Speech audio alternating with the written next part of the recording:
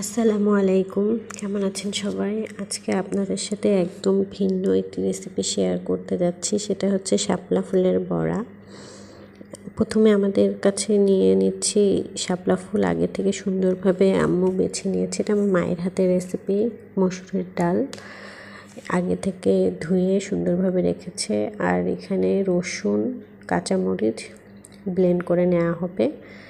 রসুন আর কাঁচামরিচ ব্লেন্ড করা হয়ে গেলে আমরা মসুরের ডালগুলো সুন্দরভাবে ব্লেন্ড করে নিব। মসুর ডাল, কাঁচামরিচ, রসুন ব্লেন্ড করা হয়ে গেলে অন্যান্য মশলাগুলো আমরা দিয়ে নিব। এখানে অন্য পাত্র থেকে বড় একটা গামলাতে নেওয়া হয়েছে যেন মাখাইতে সুবিধা হয়। তারপরে আমরা ব্লেন্ড করা ডাল, রসুন, কাঁচামরিচগুলো এখানে দিয়ে নেব।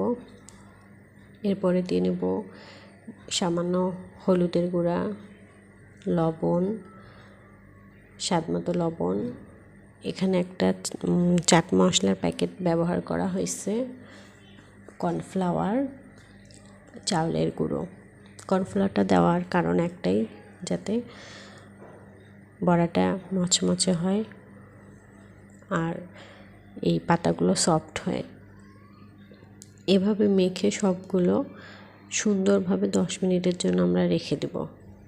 10 মিনিট পরে পেঁয়াজ আর ধনিয়া পাতা দিয়ে আবার সুন্দরভাবে মেখে নিয়ে আমরা ভাজার জন্য রেডি করে নেব।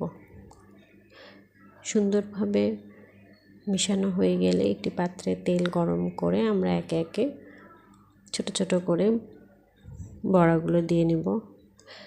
এটা যখন ব্রাউন কালার হয়ে আসবে, আমরা সাধারণত জানি বড়ার কালারটা কেমন হয়ে আসে, খুব সুন্দরভাবে ওই কালারই হয়ে আসে। সুন্দরভাবে যখন ব্রাউন কালার হয়ে আসবে আমরা একে একে করে নামিয়ে নেব। এটা না খেলে বুঝতে পারবেন না আসলে কতটা মজা।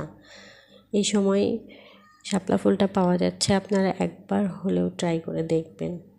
অসাধারণ লেগেছে, আমরা কখনো খাইনি।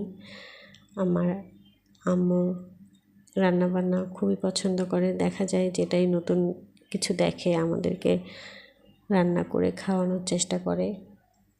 সব সময় নতুন কিছুভাবে আমাদের কাছে তুলে ধরা আমরা ভীষণভাবে উপভোগ করি। এটা আসলে বোঝানোর মতো না।